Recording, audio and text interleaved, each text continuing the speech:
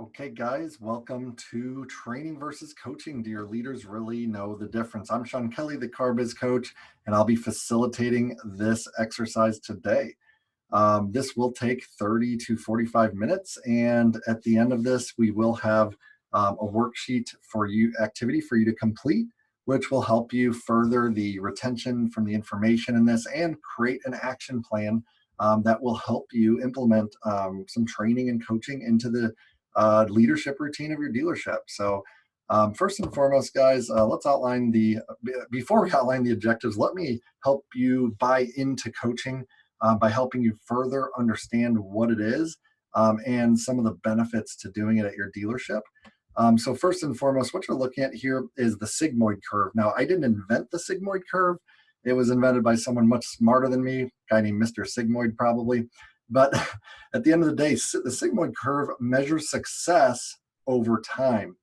And what you need to understand about the sigmoid curve is that you are somewhere on this curve. Now, I don't know where you're at, but I'll leave it for you to decide after I explain what this is.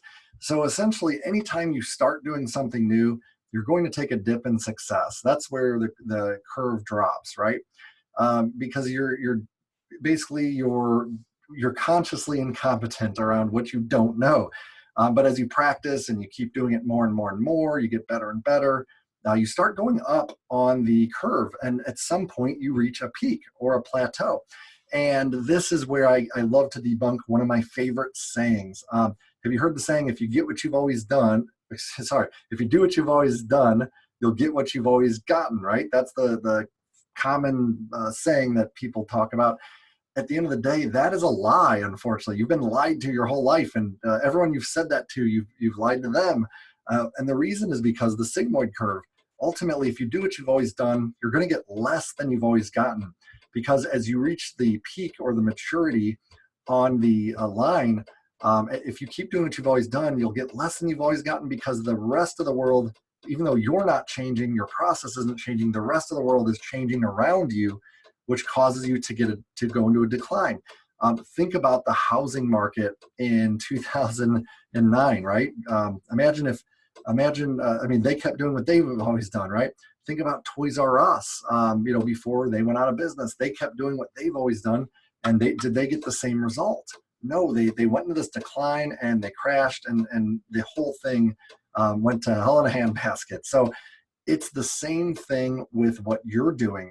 Ultimately, if and I don't care if you're a 7-car salesperson, if you're a 50-car salesperson, or if your dealership is selling 300 cars a month and you've been consistently selling 300 cars a month for the last 3 years, if you have reached a peak, it's not a matter of if, but when you're going to enter your decline. So how do we address it? How do we prevent from hitting the maturity and then basically going into a slow, steady, or worse, a fast decline? We've got to make a change proactively. And a change proactively, yes, you'll take a dip in success. Just like anything new, it's uncomfortable and you're going to become consciously incompetent. But as you practicing it better, this change will cause business growth. So what I want you to understand about coaching is coaching creates big, actionable changes.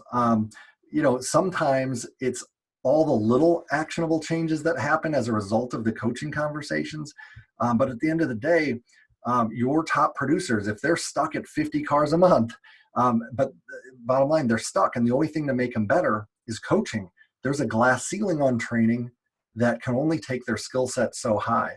One of my favorite sayings is a 20-car sales manager can't train a 30-car salesperson to sell 40 cars a month, but he can coach them there. So coaching can help you turn around underperformers faster or at all. And it can also, coaching is it also gives you the ability to take your top producers and make them better. And if you're stuck in that rut and you've reached maturity, coaching can help you make the changes necessary to help you grow your business. So again, today we're going to cover understanding training versus coaching, help you learn internal training best practices, and also how and when to coach versus train. So first and foremost, another reason that you need training and coaching as part of your dealership's leadership routine is that there is a massive metric I want to share with you guys that no one really measures. I started measuring it when I was Chief Business Development Officer of my CRM company because I was able to eliminate turnover, all but eliminate turnover at my dealership through coaching and people development processes. So after becoming Chief Business Development of Drive-Centric CRM, I started tracking turnover. And I wanted to see, what does it cost a dealership whenever they have to hire someone new? Whether it's a green pea, a brand new salesperson, or a seasoned veteran from another dealership, what does it cost you when you bring a new hire into your business? So what I found is there's tangible and intangible profit loss. And I'm going to share some of those with you today. But I don't know if these people are veterans that came from another store or brand new to the business, but what you can see here is this is a real report, and 3 of these people have less than 6 months tenure. So which ones are they? So what we're looking at is volume across the top. Then we have proposal percentage in the middle, and at the bottom we have the final closing percentage. So if you guessed that the lowest closing percentage and highest volume were the new hires, you would guess almost 100% correct. In fact, if you look at these guys, the 3 new hires here at this dealership, and these are real stats from a CRM, you can see they took more opportunities and they closed significantly lower. And this is just one store, but I actually measured this. For many different stores and found and have some hard data to share with you. But at this particular store, these 3 new hires waited on 99 walk-ins versus 98 walk-ins when you add up the 5 veteran salespeople's opportunities. So with this store's metric snapshot, and this is tangible new hire profit loss, hard data on turnover, 197 opportunities at a 41% close. What that means is if all the opportunities had the trained, coached, and tenured employees at the store, they would generate 81 sales. But with this store, the metric snapshot, so 98 opportunities with the 41% close rate from the 5 vets equated to 40 sales. All right. But what you need to understand is that 99 at 15% close, which is what the 3 new hires took 1 more customer than the 5 total veterans did, which is often what we see. Ultimately, guys, this was 15 sales. This is a total of 55 sales. So this store in just 2 weeks, this is 2 weeks of data, lost 26 sales as a result of turnover. Isn't that crazy? And again, it doesn't matter that they aren't necessarily new to the business. These are people that come from other dealerships. They haven't learned your culture. They haven't learned your processes. They're still trying to fit in. So it doesn't matter if they're new to the business or not. So what are some of the intangible new hire profit loss? And by the way, last thing on the tangible side, the new hires generally will take 30 to 40% more business, and then they will close at 30 to 40% less in most cases. So pretty big impact on your business. So intangible, lower customer retention. When employees turn over, customers go with them. Managers spend a lot of time trying to onboard and train new hires and answer all those questions that new hires ask. It really takes away managers' time that they could be doing something more valuable. The office staff puts a ton of effort into hiring and training new hires. Time spent training, again, all that time spent training on how to use CRM and, think about all the time that they don't know how to use the tools you have and what that costs you. And then damaging the external brand of your business. Every time there's a new hire, it is damaging the external brand of your business, believe it or not. Community reputation, every time turnover occurs and someone leaves on bad terms, you think they're out there telling people how awesome your dealership is? It's a damaged community reputation. It's stressful to your employees. How many times do you hear employees like, oh man, I don't trust this new hire. This guy's skating me or whatever. It's stress. Turnover causes stress for employees. And then there's potential legal complaints. Obviously, every time there's turnover, you run the risk of equal opportunity complaints and all these other legal challenges. I guess that could even go in the tangible column, but lower survey scores. New hires generally don't do as good of a job with customer service. Let's just be real. That can obviously cost you money. And also, again, bad surveys equals lower money, right, from your OEM. The damaged internal brand. Whenever I do my cultural assessment and I'm meeting with dealers, with the managers, and whenever I'm talking to the employees and I hear things like they'll hire anyone with a pulse here. They don't care that they're flooding the sales floor. These are signs of a damaged internal brand, and your internal brand directly impacts the external brand of your business. The internal brand is just as important as the external brand. And when that internal brand is damaged, people feel less than valued. They become disengaged. They don't work as hard, and it becomes harder to get them to commit to the things they need to do every day to grow your business. So those are some of the intangibles. Now, what you need to understand about training and coaching and employees in general. All right. I want you to understand how training and coaching impacts employee motivation. And there's 10 core employee motivation requirements that cause people to enjoy coming to work.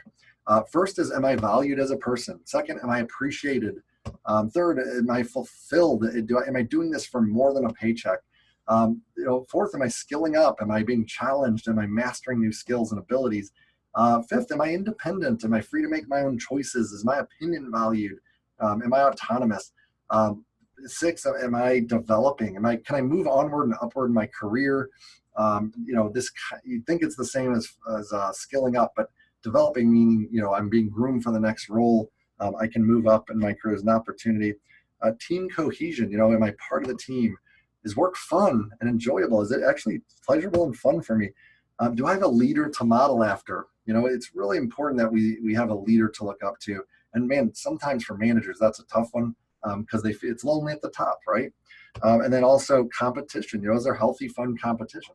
So these are 10 employee motivation requirements that are critical to your employees really wanting to basically maximizing their success for your business. And I'm going to talk to you guys about how training and coaching affects all of these, and you'll see which ones are met by both parts of it. Now, before I dive into it, I want you to understand too, objectives are important. The reason you're looking at this slide is I was a special operations non-commissioned officer. As you can see, there's me on the right. I don't quite, maybe it's on the left on your screen. I don't look like that anymore, as you know, but this is here because, in the Army, in special operations, every sort of mission we would do or be a part of, and keep in mind, I spent 14 months in combat zones, but every mission we were part of, we had an objective. We had something we were trying to accomplish. We never did anything without an objective behind it. So when I asked managers across the country, what are your hiring objectives? What are you trying to accomplish when you hire someone? I almost heard the same thing every time, and maybe you can tell by the picture. To throw them against the wall and see if they stick, right? I want to see if they make it. In fact, over 50% of the managers that I talked to told me that was their hiring objective. But I want to give you guys some better hiring objectives that will help you set these employees up for success and create better employee retention. So first and foremost, objective number one, you should be hiring someone with the goal of making sure that any new employees or new to role employees that you've promoted internally or moved internally have a solid foundation for success. That's goal number one. Goal number two is to ensure new employees or new to role employees are aligned to a mutually agreed upon ramp up time. Okay. That means expectations are set around what they're going to accomplish and when they're going to accomplish it by. And thirdly, and equally important, all employees receiving ongoing support and measurement to ensure that each employee always continues to grow. Those three hiring objectives will make sure that you bring the right people onto the team, that they're set up for success, that they produce the results you're looking for within the time allotted, and ultimately that they never stop growing. And when you set that mindset from the beginning, you can have a team where even your top producers continually want to grow and improve. All right, so first and foremost, let's talk about the first objective, onboarding. This is different from training and different from coaching, but it's a critical part of your people development process. So onboarding is like the foundation, okay? It's like the foundation for the house, all right? It's before the training even occurs. First and foremost, one of my favorite slides, it's all about setting expectations. So, what builds trust? What makes someone know what they should be doing and how they should be doing it? Well, tell them where the van is going before you ask them to get in the van. If I said, hey, get in the van, I have never met you before, by the way, but get in the van, we're going somewhere, you're going to be terrified. But on the flip side, if I said, hey, I talked to your manager, your owner, he said we could go to lunch and have lunch together. There's a 5-star steakhouse down the road I'm buying. We'll be back in an hour. Would you like to go with me? Hop in the van. You're significantly more likely to go with me, right? So when it comes to onboarding, you need to have clear expectations about what it takes to sell cars successfully at your dealership. Those need to be created with you and your top producers. And then you need to set those expectations before you even hire them. Onboarding starts before you hire someone by setting clear expectations. Next, you need to align them to the direction of the company. When people don't have clear expectations, they make up their own.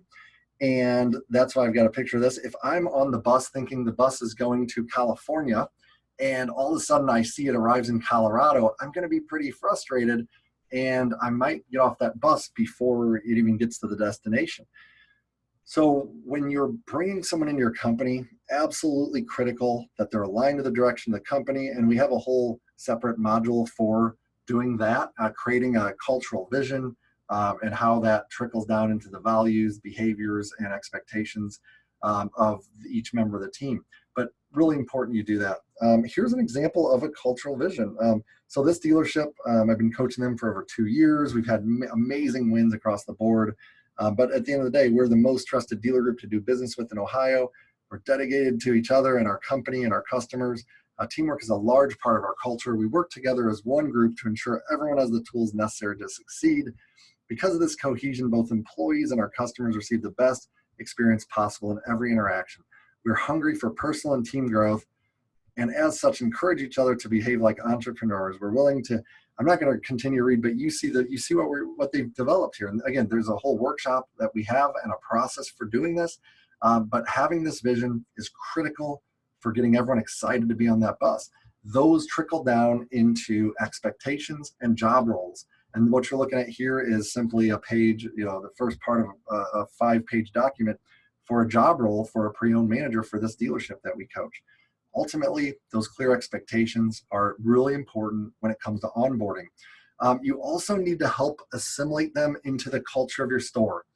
As you can see, there's a blacked out thing here where the salesman was flicking us off, but we had a culture of fun. That was one of our things. Hard work, dedication. This picture was taken, and it was about 11 at night. We were just wrapping up, and it was not a month-end day or anything like that. But if you looked over at the board, you could see all the appointments that we had set for the day. The culture was aligned to the fun and the team cohesion and the hard work and the dedication. And you can see it in this picture. It's a great example of the cultural vision that we create. So anyone you're onboarding, you want to assimilate them into the culture, make sure they fit in. It's critical. They also need to understand, oops, I skipped a slide. They need to understand the lay of the land, all right? Do a scavenger hunt. When you're onboarding someone, it should be a day-to-day activity. Every day they should have activities that help onboard them, at least a 30-day process, but you need to have these activities. You need to have the, like scavenger hunt, show them where the used car department is, show them where the new car department is, show them where the reams of paper are, where the restrooms are, anything that might make them look incompetent to a customer. It's important that you show them where those things are, the lay of the land. So that's onboarding. Set them up for success, give them that foundation. And then let's talk about training. So let's say we build the foundation, and now we get ourselves this nice house, and then we get a shiny car. A nice house and a shiny car. Training is the shiny car that sits on that foundation in the driveway. Training is shiny. It looks good. It can be fun, whether you do it internally or you do it outside. You bring in an outside trainer, but you want it to be fun and exciting, just like buying a new car that's sitting in your driveway. But bottom line, who should we be training? There's a big misconception in the car business. We should only be training the new hires. Just teach them the road to the sale, and then we're good enough there. So let me share some other people. So new hires who have finished onboarding, that's number one. Employees that are being groomed for a promotion. Guys, knowing that there are growth needs, right? People want to be developing in their career. we should be grooming people for the next line in the organization. And to share a win, when I quit my dealership after becoming the coach I am today, I was able to promote 7 people under me because we were training people that were being groomed for a promotion. Anytime that you're one man deep in critical roles with no backup, that means someone needs to be trained in that situation. I can't tell you how many times I run into a dealership who's, the salespeople are frustrated because on their finance manager's day off or their desk manager's day off, they can't get the job done. And it messes up the customer experience and causes all sorts of brain damage. Guys, there's no need for you to be one person deep in any critical role with no backup. This is something that I learned in the Army and I implemented at my dealership, and it made a big positive impact. Anyone who's in a new role within your store. So if I get promoted into finance, I should consistently receive training. And then anytime you guys decide you're going to grow in a particular area, let's say you say, hey, let's grow at our internet leads. Then bottom line, there should be ongoing training in that area as long as you're trying to grow in that area. Okay, so what should you train on? Well, sales process and best practices. Almost everyone does this. They teach people how to sell cars. Software and tools. Not as many do this, but there should be internal ongoing training around software and tools. I got news for you. If you have industry average turnover, the vendors cannot keep up with you. You need an internal training process to train on any of the software and tools you use. How to train and coach. So if you do this, there's very few managers I know that have actually been trained on how to train effectively and how to coach. In fact, very few managers even know what coaching is in our industry, and that's why you're taking this course, right? Leadership development. So few do this as well, but taking your leaders and making them even better leaders. Massive return on that investment. Soft skills, EQ, even fewer do this. Just learning how to communicate, learning how to develop your culture, learning how to have candid and difficult conversations, learning how to de-escalate frustrated customers, or handle dangerous employee situations. And bottom line, guys, soft skills, EQ is the emotional side of conversation. And this is something I promise you as a manager, you're going to deal with this. And it just doesn't happen enough. And then almost no one does cross-department training. But imagine if your service riders knew how to sell cars and got paid to do it and enjoyed it. Imagine if you're, if anyone could fill in for your service people when they needed help. I'm not saying take salespeople and turn them into mechanics, but cross-department training is huge. It really helps the team cohesion and your dealership function at a higher level. So skill transfer, really important because you've got the house and the shiny car, but what you got to understand is transferring a skill process. You can't just read a manual on how to do something and then be able to go do it. A lot of times in the car business, us managers, we're guilty of like telling people how to sell a car and then expecting that they can go do it. You've got to have a skill transfer process. If I was going to teach you to fly an airplane, okay, first I would, teach you how in a classroom setting, right? Then I would show you how to fly it you would observe me doing it. And then finally, I would observe you doing it and make sure you were doing it right. It's just like teaching someone how to drive a stick shift. We've got to train our salespeople, our employees in the same way. All right. So how should I be training? Let me share some how-tos when it comes to training. First off, classroom setting. You should definitely get them off the showroom floor, get them out of their, get them out of their element for a bit and free from distractions. Do skill assessments beforehand. Involve the team. One of the best things I ever did to make my training process at my dealership scalable.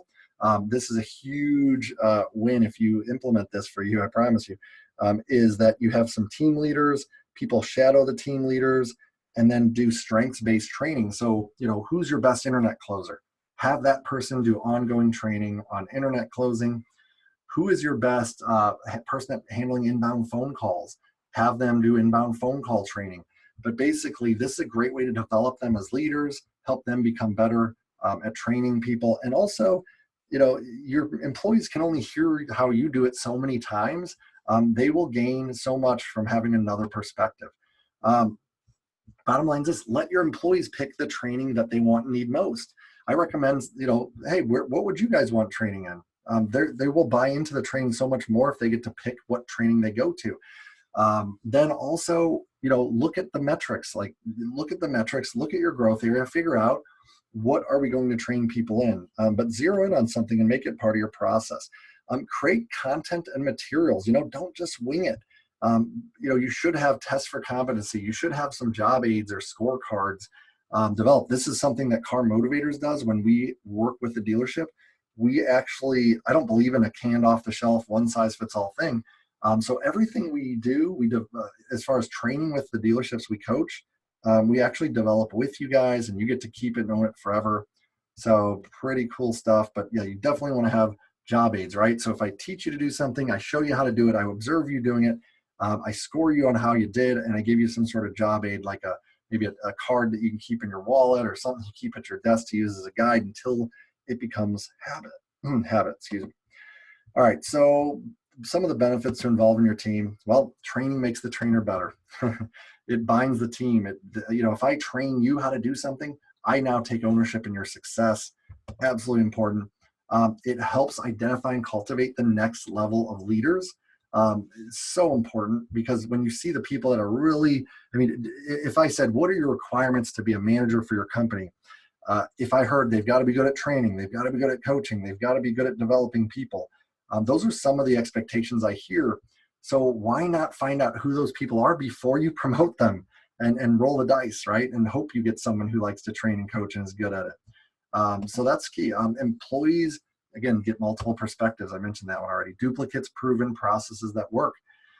If you already have someone excelling in a key area, why reinvent the wheel? Have them teach it, because that's working at your store. So what employee motivation requirements? Of the 10, which ones are met by training? So training helps people feel valued. Absolutely. Does it make them feel appreciated and recognize them? Maybe not. Does it give them new purpose or fulfillment? Probably not. Unless I guess it could technically, if someone really wants to do that for their company. Does it help people skill up? Absolutely. Does it help them become independent, autonomous? 100%. Does it help develop people for their career? No doubt. Does it create team cohesion? It can, yeah, it can, but not too much. Is it fun? Yeah, training can certainly be a lot of fun if done right. Does it develop the leader? Yes, it certainly does. And then finally, competition. Well, you can do training competitions, but at the end of the day, not too much there. But these are the six of the 10 needs are met through training in the way that I shared with you guys. Okay, so why test on training? What's so important about it? So training, what you got to understand, guys, is that when someone doesn't execute, when someone doesn't do what they're supposed to do in the right way or not at all, one of the barriers that is because they just don't have the ability to do it. Just because I trained you doesn't mean you have the ability.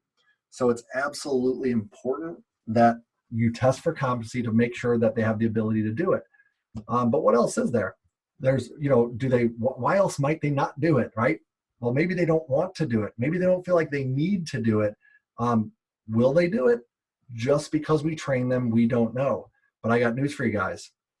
If training is the shiny car, coaching is the fuel that makes it go. Coaching breaks through the other three barriers. Will they do it? Do they want to do it? And do they need to do it? Coaching breaks through those other three barriers. Training covers the ability portion, as long as you're testing for competency and verifying that that's the case. So let's talk about how coaching is the fuel that makes the car go. So again, I said it earlier, a 20-car sales manager can't train a 30-car salesperson to sell 40 cars a month, but they can coach them there. So who should I coach? Well, employees that have been tested for competency on training. Once they have the foundation of onboarding, they've got the shiny car in the driveway, and we know they can use that car. Now it's time to coach them. Middle and top performing veterans, people in the middle and top performers, you can make them better with coaching. It's the only way, just like we talked about. Anyone who wants a promotion should receive coaching. Bottom performers, by the way, I don't agree with coaching them out. I want to remove that from the slideshow. So just know that that's not in the equation. Coaching should not be geared at coaching anyone out. But bottom line is this: bottom performers can be coached up with turnaround coaching. Also, all leadership within the organization should receive coaching. There's no question. Every leader should receive coaching. So how do you roll it out? Well, I want you to use the drip method. I call it the car motivators drip method. So first, figure out what each employee wants most. The goal of coaching is to help people achieve what they want most in their career. It's that simple. As a leader, it's our job to know what people want and help them get there. Or recruit them to the cause. You can't win a war with a one-man army, all right? Anytime you start a new process, a new conversation, in the first 5 seconds, the person you're talking to is going to choose a side.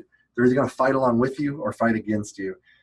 So to get them to fight along with you, to achieve a common goal, all right, you need to recruit them. So share with them what is in it for them if they begin coaching with you. And actually, I have the original recruitment letter that I sent out to my entire team that essentially geared at getting the buy-in around the coaching conversation. So if you email me, feel free to send me an email after you take this course, and I'm happy to share that letter with you so you can even repurpose it for your dealership to recruit everyone to your cause. I individually set expectations around coaching. Coaching is not off the shelf. It's not like training where it's broad brush, one size fits all. Coaching is tailored to each individual, and what that means is we need to coach each individual the way they want it, need it most. So you need to set expectations around coaching, and I've got a list of 10 questions you can ask to do that. Some of them are simply, what would make coaching valuable for you? If you could define the parameters around coaching, what would they look like? How often would you want to receive coaching? What would you hope to gain in our coaching sessions? What should I be mindful of while coaching you? So these are some of the expectation settings around coaching. This needs to be done with each individual. And then finally, persist in making it a priority and scheduling it. Listen, if you don't schedule it, it doesn't happen. It's got to be baked into your routine, into your calendar. And if you're going to take, next you should be taking the 4 types of coaching. There's 4 different types, and every single one of them should be conducted at different intervals and for different reasons, and each one has its own benefits. But ultimately, it needs to be a priority and scheduled. It's got to be part of your leadership routine. So the 4 types of coaching, again, we're not going to dive deep because we do a whole class on this, but aspirational coaching, observational coaching, ABC metric coaching, and turnaround coaching. So let's go ahead and skip through this, but aspirational coaching, you're going to learn what everyone wants most. It's their agenda, their topic. We're going to help them achieve what they want in their career and their life. This will create extreme motivation and buy-in in what you do. Observational coaching. This is going to help you improve the messages of the employee. You're going to see them in action, no different than a golf coach would watch you swing your golf club and point out where you can improve. This needs to be done regularly for every step in your sales process. We have ABC metric coaching. You're going to dive into the metrics within your CRM or other technology tools and ultimately find key areas of opportunity to improve that will help critical players or processes that may be broken improve for your dealership. And this is a very powerful tool because it's so measurable, and you can really improve. Just 1 or 2 coaching conversations a week here can have a big impact on your results. Then, of course, there's the turnaround coaching to help underperformers turn around. And within 30 days, you can turn around over 60% of underperformers if you do this properly. And if it doesn't work out and they end up leaving your team, you are totally protected from any sort of, your business is protected from any sort of EO complaints. Okay, coaching dues. All right, so those are the 4 types. And again, there's a full module on that, which you're going to take, so don't sweat it.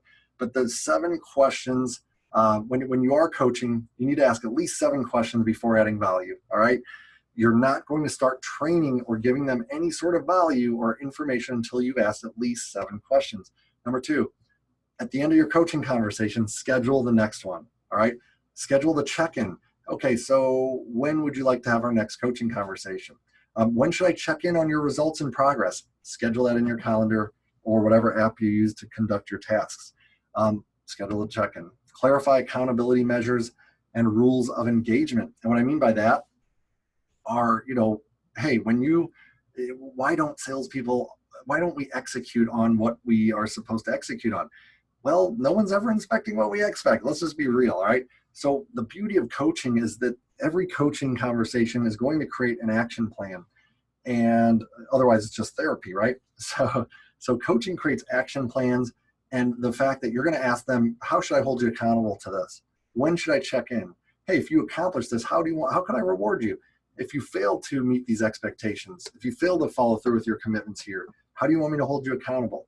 So set those rules of engagement with your teammate, and when they know you're checking in, they're significantly more likely to execute on that game plan. And now track your wins, man. When you do check in and they've executed, when they have improved, when they've started that new behavior, that, my friends, is a coaching win. It's the leading indicators. It's the behaviors that will produce the results. Stop focusing on the results, because by then it's too late. The results are already in. Focus on the behaviors, track these things. Just by having one coaching conversation, if that causes a salesperson to publish his website, start a Facebook group, and begin engaging with 30 extra customers a week, bottom line is this: you won't be able to stop the results. And yes, those are real coaching wins that cause the salesperson to ultimately go from 20 to 40 cars a month from one conversation. That, my friends, the behaviors produce the result. All those are coaching wins. And then finally, give yourself permission to learn something new. You guys, we've all been leading through blind obedience our entire automotive career. You didn't learn to coach. You weren't coached. All right. That's why you're doing this now.